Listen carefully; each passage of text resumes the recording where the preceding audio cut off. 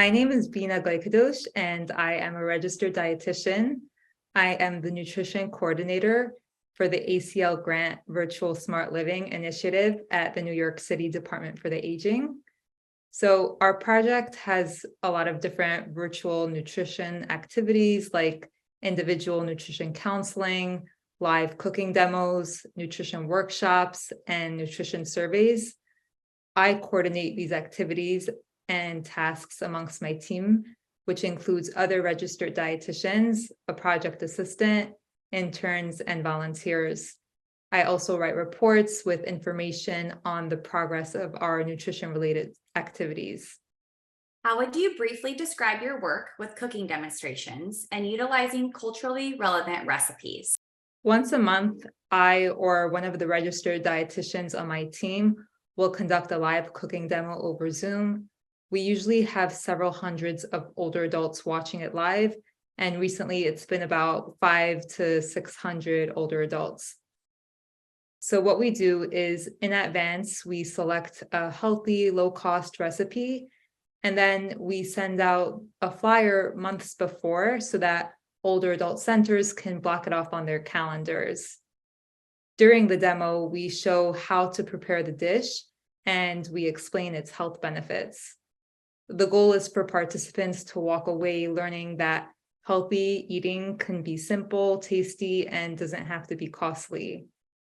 We thought that to attract more people, it would be nice to alternate between recipes from different cultures.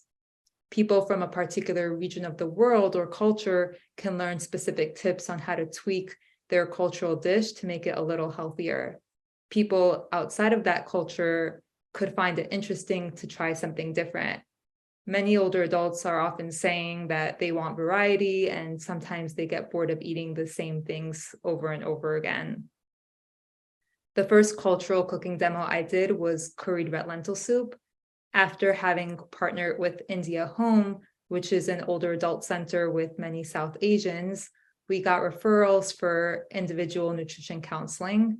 And I learned more about the foods that South Asians often eat, such as curry. And then when I was searching for recipes, I found a recipe on curried red lentil soup, and I thought this would be a great demo idea. Also, I wanted to mention that it could be helpful to have interns and volunteers who speak other languages and are familiar with different cultures. That can be a way to get ideas on what type of foods people of a specific culture would be interested in. My Plate Kitchen is a website with a ton of recipes, and it has the option to refine your search for culturally relevant recipes. They have categories for Asian, Hispanic, Mediterranean, Native American, and Southern.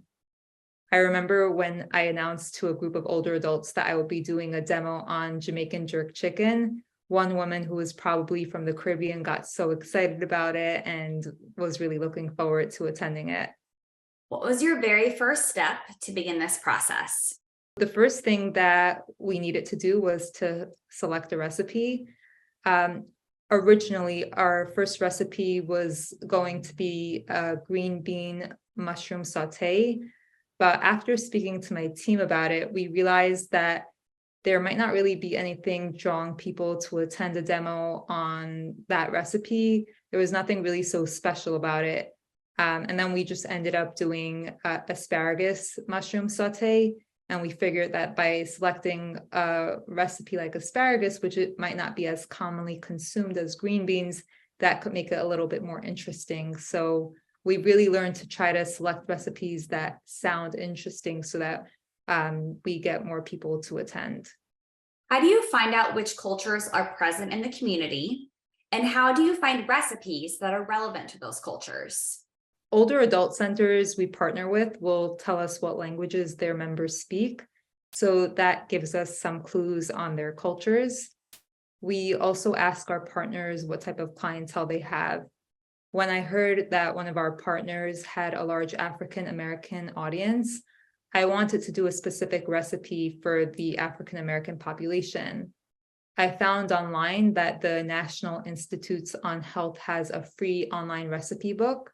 It's called Heart Healthy Home Cooking African American Style, And then from there, I found the recipe for Jamaican jerk chicken and decided that this would make a really good demo recipe. Also, online searches could be helpful to find recipes relevant to specific cultures. The USDA has a webpage on culture and food with links to so many different resources on a lot of different cultures. What do you wish you would have known before you began? And how have you created positive outcomes from this? When we first began doing cooking demos, we were not super familiar with the specific settings on Zoom. And something as simple as knowing how to control the muting settings could make a huge difference, because it means that you'll be able to prevent interruptions from happening. So what I did was I created a checklist to guide the dietitian and a moderator who can be a project assistant or an intern or volunteer on all the steps that they can do before, during, and after cooking demos to make sure it runs smoothly.